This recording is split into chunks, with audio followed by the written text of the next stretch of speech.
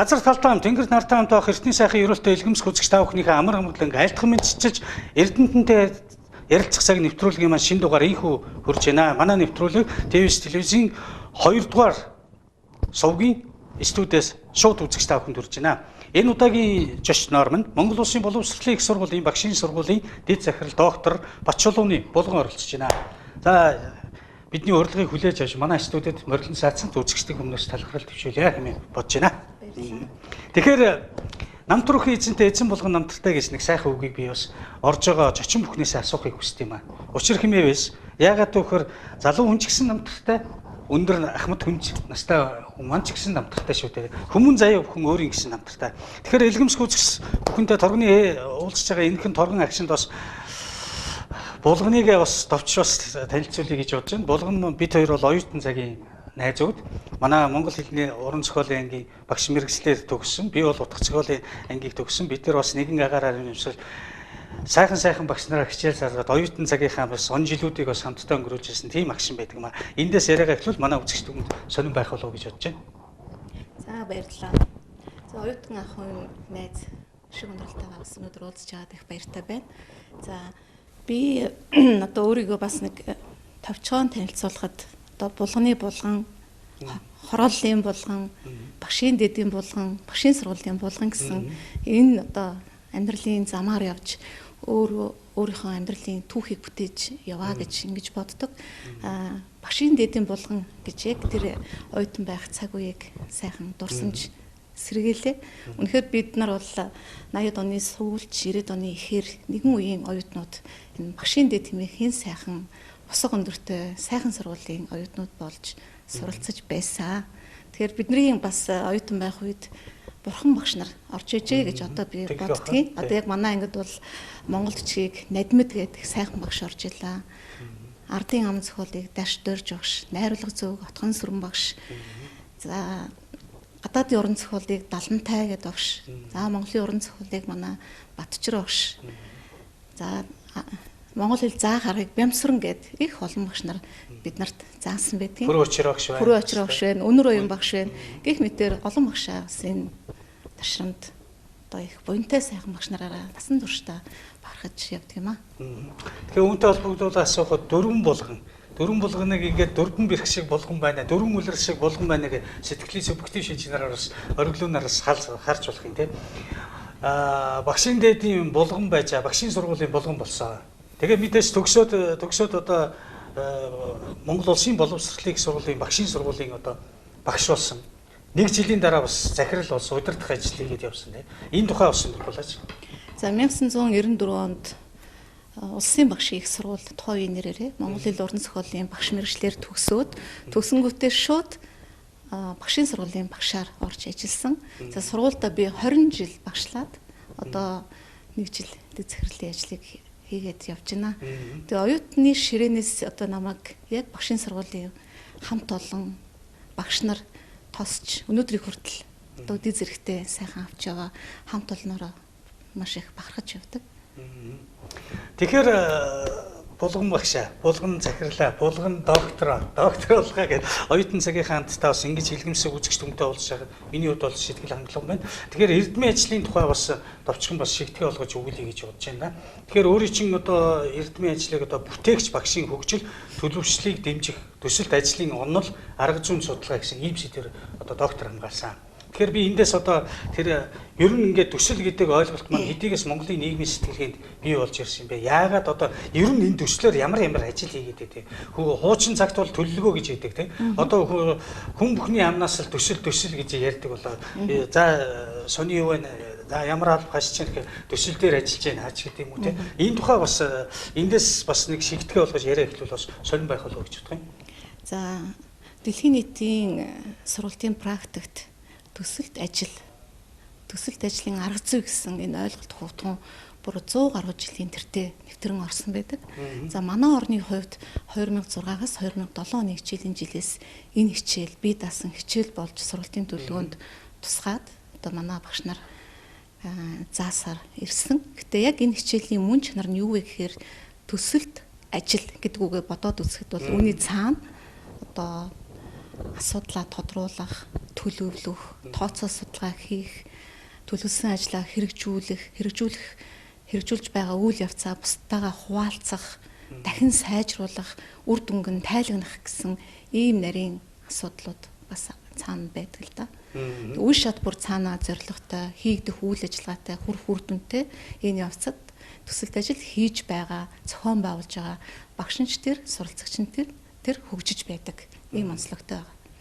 Тэгэхээр хөгжин гэдэг үгийн улбаарлыг яг ингээд бодоод үзэхэд ерөөсөө ингээд нэг хэсэг одоо багшийг одоо бэлтгэж чадахгүй байна. Багш нь одоо муу байна ч гэдэг юм тийм нийгмийн тийм ороо усгаар үеийн тийм нөгөө одоо нэг донслогоод тийм яриа агаарууд бол үлээж хэлээ шүү дээ тийм. Энийг би одоо өөрийн нийгэмтэй бас холбож үзье гэж бодож байгаа юм л да. Тухайн үе өнгөрсөн. Бид нар одоо цаг хугацааны орон зай түр цаг хугацааныг бас алсаас ингээд харахад маш хүнд он жилүүдийг туулчихжээ. Бид нар өөрөө энэ цаг хугацаа дотор амьдарч байгаа боловч бас тэр болгон мэдрэхгүй гэж байна. Түрхэн боловч болдгсон бол одоо нөгөө зогс пауз жүжигч тардаг шиг зогс тэг гэглийн юм дээр зогс одоо наад чин гоо сайхан агшин гэдэг лугайдал үнэхээр энэ цаг хугацаагаасаа түр зогсчиж бид эргээд энэ цаг хугацааг ажиглахад их олон тийм он жилүүд бас олон даваа гүвээг давцсан байх юм.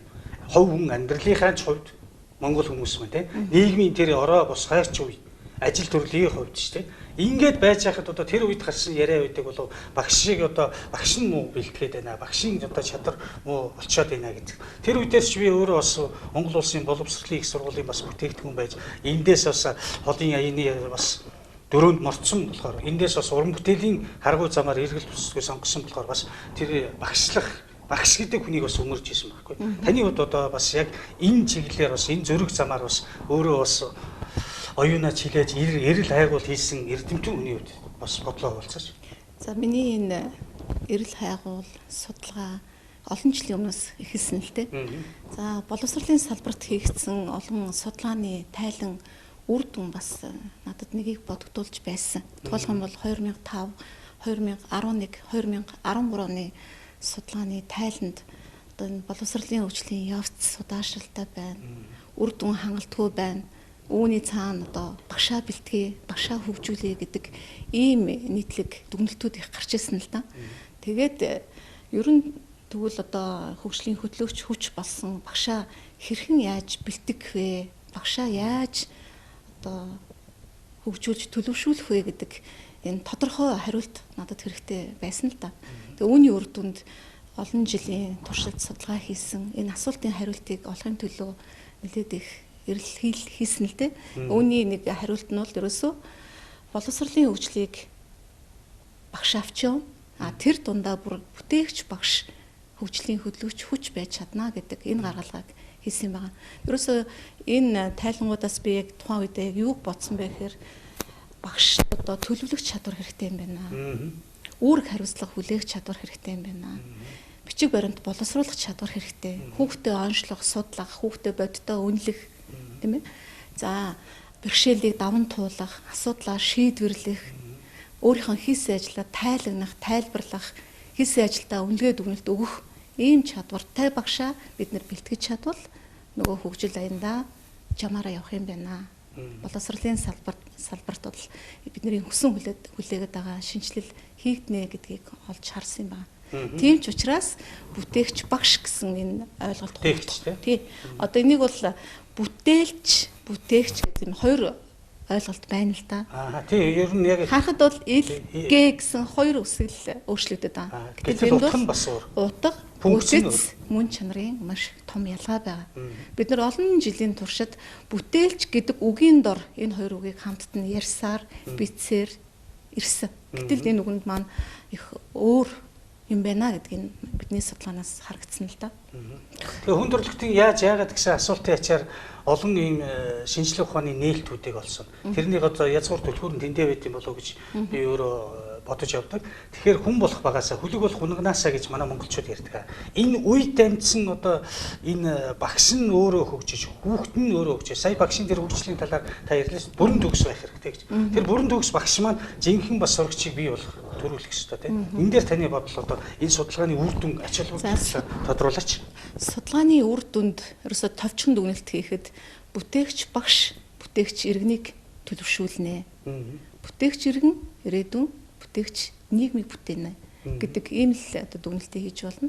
За ерөөсөө бүтээгч багш гэхээр ерөөсөө юм бүхэн одоо өөрөө гэдэг үг рүү очиж холбогдоод байгаа. Өөрөө.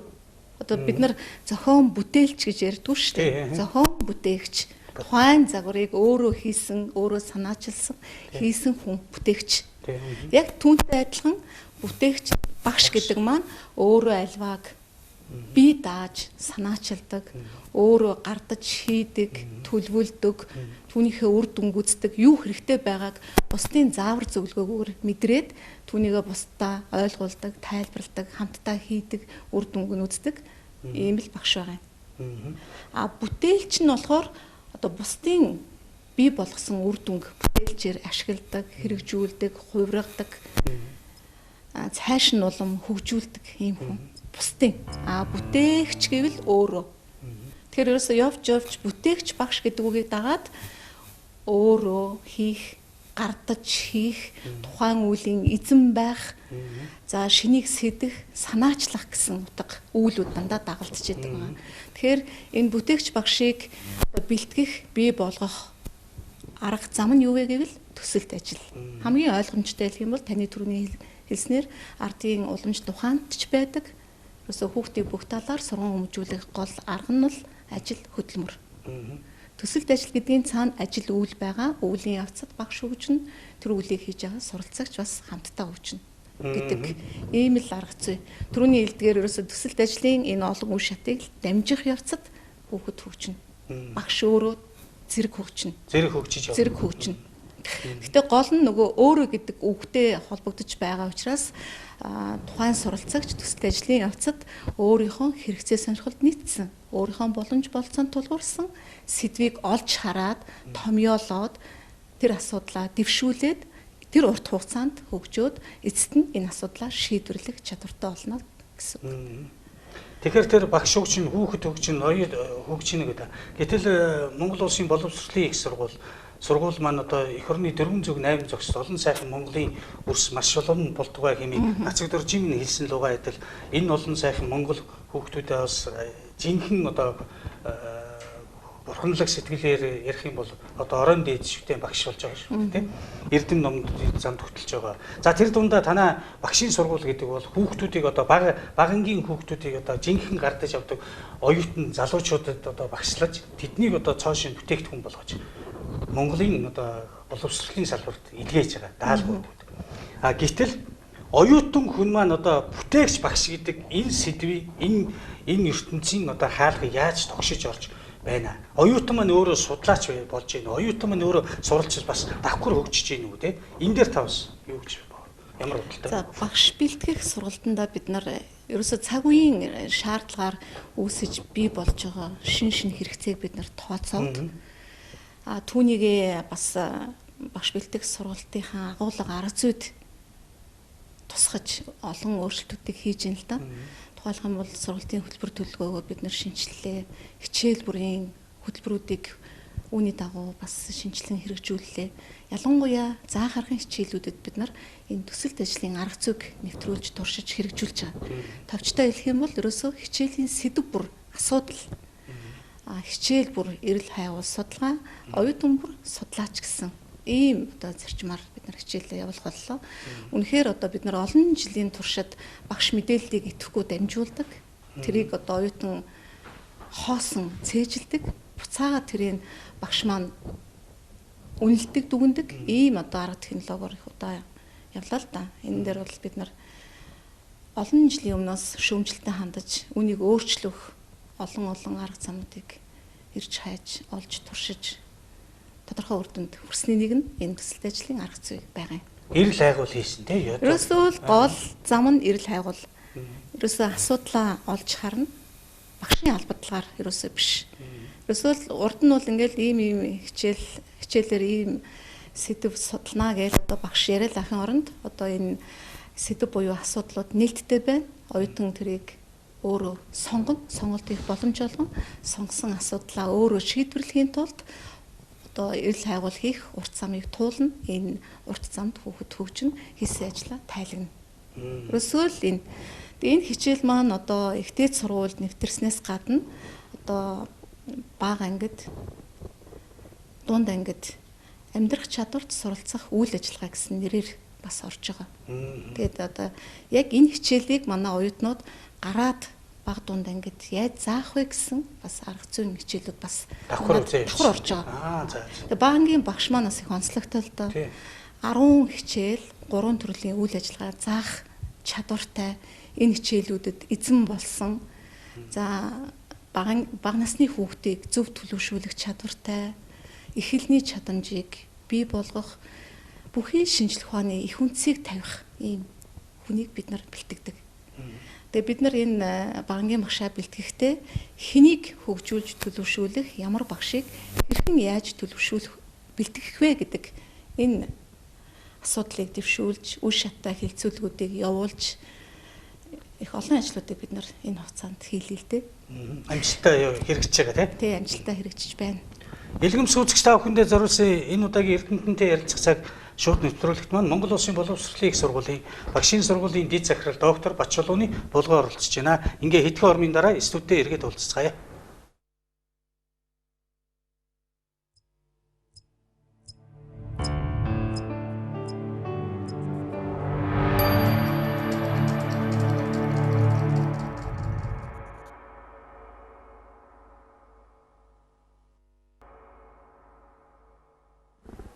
Илгэм сүүцэгч та бүхэндээ шууд хүрж байгаа Эрдэнэтэнтэй ярилцах цаг нэвтрүүлэг маань үргэлжилж байна. Энэ удаагийн шууд нэвтрүүлэгт маань Монгол Улсын боловсролын их сургуулийн багшийн сургуулийн дэд захирал доктор Батчулууны булгаар оролцож байна. Тэгэхээр булган захирлаа бол ийм байна. Хүн болох багаас өлөг болох угнаасаа гэж манай ардын сайхан үг байна. Түрүү би асуусан. Дахиж эндээс улбаалд нэг зүйлийг асуулъя. Таны энэ судалгаа бол үр дүн ач холбогдолд нэг язгуур мөн чанар байна уу гэж би асуух гэдэг. Тэр нь юу гэхээр нөгөө манай Монголын нөгөө уламжлалт одоо сургам хөгжүүлэх ухаан гэж байна шүү дээ тийм. Тэр өвгдийн сайхан Монгол цөлөх ухаан, одоо өвгд эмэгдийн сайхан сургаал гэх юм уу тийм. Гэхдээ Монгол энэ сургам хөгжүүлэх нь уламжлалын талаар бас та сонирхолтой. За энэ судалгаа хийх явцдаа би ер нь Монгол уламжлалт ухаантайгаа шашин гүн ухааны номлолтойгоо хэрхэн яаж холбогдож байна гэдгийг олон талаар нь судалж үзсэн. Түрүүн би цохос хэлсэн л дээ. Ерөөсөө хүүхдийг бүхий л талаар нь сургам хөгжүүлэх гол арга нь бол ажил хөдөлмөр юм аа. Ерөөсөө ажил хийж хүн болдог, ажил хийвэл дуустал, ажил хийвэл ам тосно гэх мэтээр томьёосоор ирсэн. За түүнээс гадна бас яг нөгөө бүтээгч багш төсөлт ажилтайгаа холбогдох нэг ийм 6 чандын бэлэг чанар гэдэг нэг ийм сургаалыг олж судлаа л да. Тэгээ тэнд бол ерөөсөө багш шав хоёул 6 чандын бэлэг ясанд эс баримтлаас ерөөсөө төгс мэдлэг чадвар гэгээр л хүрх боломжгүй, хүрч чадахгүй гэж номлосон байх юм. Тэр 6 чанд нь юу байна гэхээр номын өглөөг, шагшаа бад, тэсвэр, хичээнгүү, диан, бэлэг гэд. Тэгээ энэ 6 амийг чуулчлан үзсэн байх юм. Багшинч тэр, шавинч тэр. Энэ хоёрыг өөрөөсөө чандад ингэж гүн нэвтэрч чадвал төгс гэгээр л хүрх юм аа. Тэгээ доторхын ингээд нарийн судлаад үзэхээр диан гингүүд л одоо яг бидний одоо энэ төсөлт ажлын төлөвлөлттэй их холбоотой байдаг. Эсвэл хийж байгаа юм аа, бүтээж байгаа юм аа, сурсан бүтээсэн, сурсан мэдсэн юм аа дахин бодож, бясалгаж, өөрийн болгож яг бодит чадвар хэрэглээ болгох нь чухал юм аа гэсэн ийм санаа байх жишээтэй. Ер нь одоо зөвхөн энэ судалгааны ажил төдийгүй ер нь энэ багш бэлтгэх энэ сургуулийн үйл ажиллагаанд ч гэсэн би уламжлалаа хадгалах гэсэн энэ чухал зүйлийг өөс ингээд оройн дээд шүтэн болгож авч явдаг. Ахмад багш нарынхаа сургаалыг сонсдог. Дунд үеийн багш нар нь залуу үеийн ахмад багш нарынхаа гүүр болж ижилдэг. Залуу багш нар нь дунд үеийн багш нараа, ахмад багш нараа одоо даган багшлахууд суралцах гэдэг нэг их чухалчлан үздэг л дээ. Тэгэхээр энэ уламжлалаа хадгалах гэдэг бол хамгаас чухал ойлголт юм а гэдгийг бас дуртмаар байна. Тэгэхээр ер нь яг энэ яг бодгол шинжээр нь одоо энэ бүхнийг одоо бий болгож одоо мөн чанараар нь харахад бол судалгаа их чухал тийм. Ер нь тэгээд одоо сурагчдын дунд явуулсан судалгаа, багш нарын дунд явуулсан судалгаа тэрийг харж байхад ямар хүн шиг газрын зураг харагдах юм бэ? За судалгааг одоо бүр 2007 оноос гэдэг үүсэлсэн нэмсрэх үед татсан. Ерөөсөө энэ судалгааны ажил руугаа бол би 2007 онд анх орсон юм байна. Завшаанаар ингээд боловсрол сэрийн шинжилгээний яам Японы олон улсын хамтын ажиллагааны байгууллага JICA-гийн хамтарсан төсөлд судлаач багшаар орж ажилласан. Тэнд бол төсөлт ажил багт ажиллахдаа олон зүйлийг харж ухаарсан л да. Энэ төсөл Улаанбаатарын 3 сургууль, Дорнод аймгийн 3 сургууль, Сэлэнг аймгийн 3 сургууль гэх нийтдээ 9 сургуульд туршигдсан. Тэгээд 9 сургуулийн багш сурагчид ингээл ерөөсөө мэдэн дээр өөр болоод байна л да. Төсөлт ажлыг хэрэгжүүлээд. Тэр ерөөсөө энийг 9 сургуулийн нэг цөөн хэдэн багш сурагчдад биш одоо үндэсний хэмжээнд нэвтрүүлмээр юм байна. Багш бэлтгэх сургалтандаа нэвтрүүлэх нь зүйтэй юм байна гэж үзээд одоо яг туршилтанд орсон багш нар за энэ төсөл ажлын талаарх ойлголт бага багш нараас ингээд судалгаа аваад үзэхэд их олон зураглалууд гарсан л да. Тэгэд эхний ерөөсөө энэ бүтээгч багш гэдэг маань ерөөсөө явж шин санаа, шинийг сэтгэх, санаачлах гэдэг юмтай ойлголтоор шууд холбогдоод байгаа. Шинийг сэтгэгч, санаачлагч гэдэг ухагтхууныг тэртээ 1869 онд Англи эрдэмтэн Франчис Галтон гэдэг эрдэмтэн шинжилгээ ухаанд анх нэвтрүүлээд олон эрдэмтэд өдгөө өөрийн онол үзэл баримтлуудаар байжуулсаар байдаг. Тэр энэ шинийг сэтгэгч, санаачлагч байх гэдэг нь өөрөө их чухал юм байна л да. Тэгэхээр энэ талаар ингээд багш нараасаа нөхцөл байдлыг тогтоох судалгаа ингээд аваад үзлээ л дээ. Олон жилийн өмнө бол дүр зураг өөр байсан. 3 жилийн өмнө ингээд судалгаа аваад үзсэн чинь судалгаанд хамрагдсан багш нарын 80.1% нь өөрийгөө шинийг сэтгэгч, шинийг санаачлагч, бүтээгч багш мөн бүтээгч багш байх боломжтой гэж үзээд үүнд одоо юу хүчин зүйл нөлөөлвөө гэдэг асуултанд их сонио хариултууд өгсөн байгаа. Бас бид нар бас юм бодмоор давтамжтай ирмээр нь би ингээ хариултуудыг сонирхуулъя. Одоо багш нарт өгөх урам итгэл бүтээгч болоход нөлөөлж байна. За тэгин шүү. Нэгдмэл багш нарын нэгдмэл хамтын ажиллагаа их чухал байна. За мэргэжлийн сонирхол, ажлын таашаал их чухал юм байна. Дараа одоо багш бэлтгэх чанартай сургалт бүтээгчийг бэлтгэнэ. За мэдээллийн олон сувг бас энд бас нөлөөлж байна. Би олон жилийн өмнө өөрийгөө бүтээгч биш гэж үзчихсэн бол би одоо өнөөдөр бол өөрийгөө бүтээгч гэж үзлээ. Энэ саяын хэлсэн энэ зүйл манай сургууль дээр манай одоо заах аргын нэгдэл дээр бас тодорхой хэмжээгээр үр дүн гарсан учраас би бүтээгчийг нэр орлоо гэсэн багш нар их олон байсан. Тэгэхээр саяын энэ давтамжтай хариултуудыг бас бид нар бодмоор юм байна. Багш бэлтгэх сургалтынхаа чанарт анхаармаар юм байна. Багш болох сонирхолтой оюутнуудыг элсүүлмээр юм байна гэдэг энэ олон санаануудыг бид нарт өгсөн байна. Үнэхээр бас нэг шин цонхоор харахыг бас харуулсан байна шүү дээ. Ерөөсөө тэгж ойлгож болох юм. Тэгэхээр багш болох сонирхолтой одоо хүүхдүүдийг оюутан болох хэрэгтэй байна гэдэг энэ үгнээс улбалаад асуухад өнөөгийн одоо Монгол улсын боловсролын их сургуулийг одоо олон манай Монголын хүүхэд багчууд маань сонирхож байгаа. Ягаад гэвэл багш болъё гэдэг ори хүсэлтэй олон сайхан хүүхэд багчууд байгаа. Ер нь яг ингээд толдон харуул одоо өнөөдөр яг энэ агшинд яаж харагдаж байна одоо. Өөрөөр хэлбэл үйл ажиллагаа нь ямар байна л гэж аахгүй ерөнхийдөө. Та бас удирдах албаны хүний хувьд. За Монгол улсын боловсролын их сургууль гэд сургуулийнхаа нэрийг хэлэхээр би наран ижийн сургууль гэж нэрлэх дуртай тийм. Одоо үе үеийн багшлах мэргэдийг төгөлсөр ирсэн. Монголын одоо үе үеийн сор болсон алдартнуудыг бэлтгэсээр ирсэн энэ сайхан сургуулийг зорж ирж манай сургуульд илсэх юм бол одоо их олон сайхан боломжууд байгаа. Бид нар бүтэн сая 1 жилийн хугацаанд багш боловсролын шинжилгээний хүрээнд их олон ажлуудыг хийлээ, туршлаа. Эерэг үр дүн их олон байлаа. Тэгэхээр манай сургуулийг зорж ирсэн оюутан бүрт манай сургуулийн үе таалга нээлттэй байна. Үн төлбөргүй суралцах боломж байна.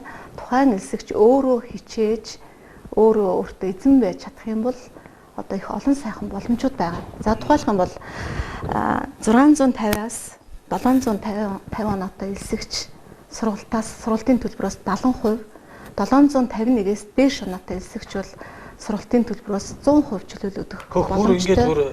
4 жилийн турш өн төлбөргөө суралцах боломжтой.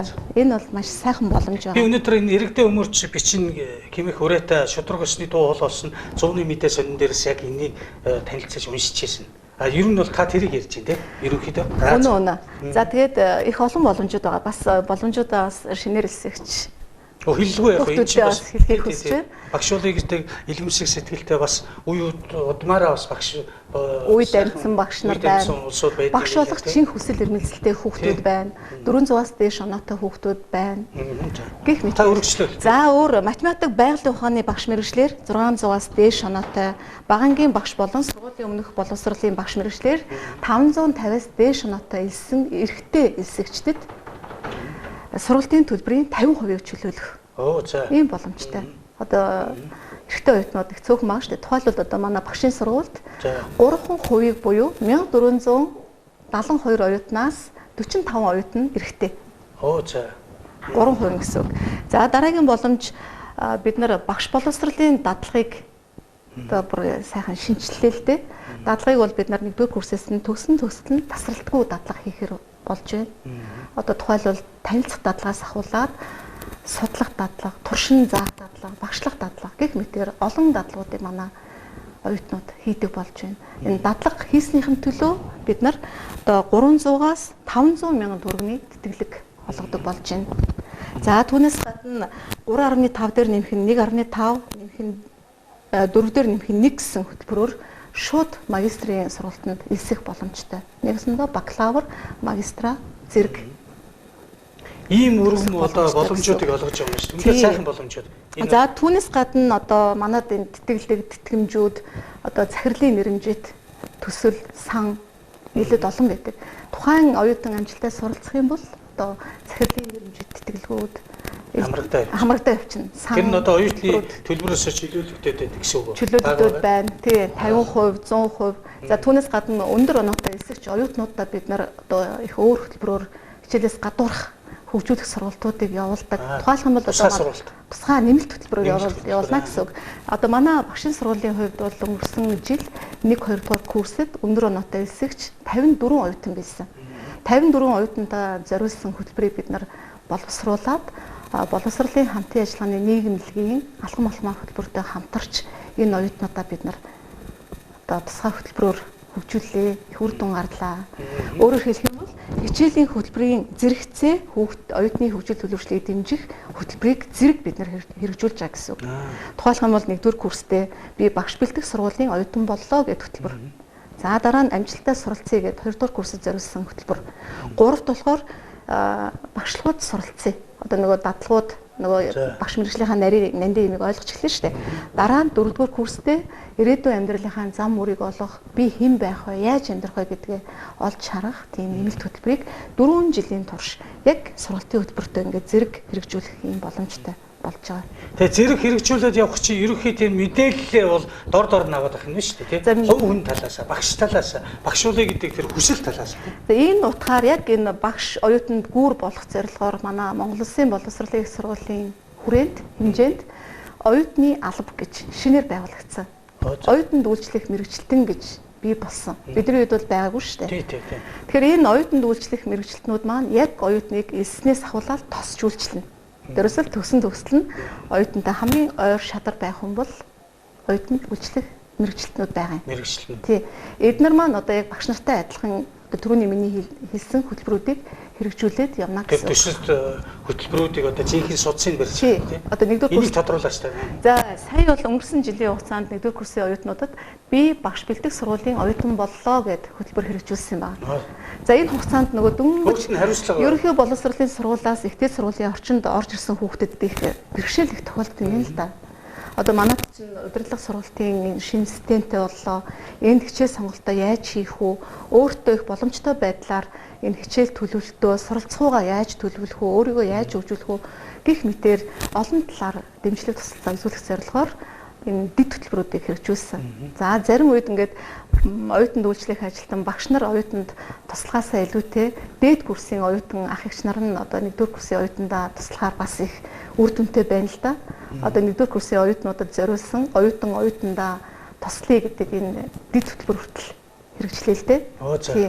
Яад вэхээр нөгөө 4-р курсын оюутнууд чинь 1-р курсад тохиолдож исэн бэрхшээл шинэ элсэгч оюутнуудад ялгаагүй тохиолдсон. Нөгөө шийдэл арга зам гаргалгааг нь бидраас илүү нөгөө дээд курсын оюутнууд нь хэлээд өчтдөг. Арга замын заагаад өчтдөг. Хамтдаа зөв шийдлийг олдог. Ийм хөтөлбөрүүд хэрэгжсэн. Нөгөө арга зүйн өнөөдрийн битээр яриад байгаа төсөлт ажлын арга зүгээр л одоо явж байгаа гэсэн үг. Одоо тэгээ оюутан чи өөрөө бас бүтээгч багш болчиход байна шүү дээ тий.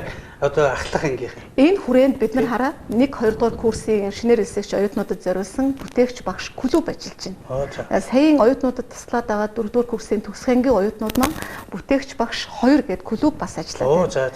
Тэгэхээр одоо сая төгссөн энэ бүтээгч багш клубын төгсөх ангийн 38 оюутан сая төгслөө. Бүр 21 аймгийн төлөөлөл оюутнууд байгаа юм. Одоо Баян Улгийн өсгөхөд 1 оюутан байх жишээтэй, Гой Ултаагаас 3 оюутан байх жишээтэй. Энэ оюутнуудаа бид нар анх удаага төгсөгчдөө хийх гэрээ байгуулад нөгөө оюутнууд маань яг аймагтаа Монгол Улсын боловсролын их сургуулийн төлөөлөл болж ажиллана. Одоо очиж байгаа аймаг сум сургууль баг дээр нэгждэр очиж сургуулаа сурталчлана. Эргээд элсэгчтэй наашин татна. Аймаг орон нутагт зохион байгуулах сургуулиудыг тэд нар маань зохион байгуулна. За мобилийн хэмжээнд зохион байгуулагдаж байгаа том үйл явдалд нөгөө оюутнууд маань эргэж хүндтэй зочноор урагдж оролцох жишээтэй. Эргээд нөгөө сургуультайгаа төрлөх сургуультайгаа хамтрах энэ гарц нэгдэж байгаа гэсэн. Эргэх холбоо уялдаа гэдгийг тийм. Тэр бол үнэхээр ач холбогдолтой. Тэгээ манай Монгол Улсын боловсролын их сургуулийн хэмжээнд төгсөгчдийн холбоо гэж ажилладаг. Тэгээд аймагт салбар зөвлөлүүд ажиллаж байна. Бид нар одоо яг төгсөгчд гэж их том айрам одоо бүх аймагуудад байна. Манай Шавнар байна. Бидний хүчийг бид нар ашиглахаар одоо шийдэж байна. Одоо манай сургууль дээр гэхэд л одоо багш нарынхаа бүх хүч нөөц боломжийг зөв ашиглах, хуваарлах үүднээс одоо манай сургуулийн 43 багш 8 баг болж ажиллаж байгаа. Тэр 8 багийн нэг нь төгсөгчтэй ажиллах баг. Гэхэд л эдний одоо ажил үүргийн хүрээнд саяын бүтээгч багш 2 клуб ажиллах жишээтэй. Ийм л байгаа. Үнэхээр сайхан багтаа юм аа. Бидний үед ч одоо төгсөгчтэй холбоо чааж явсан. Нөгөө оюутны клуб энэ чааж явсан.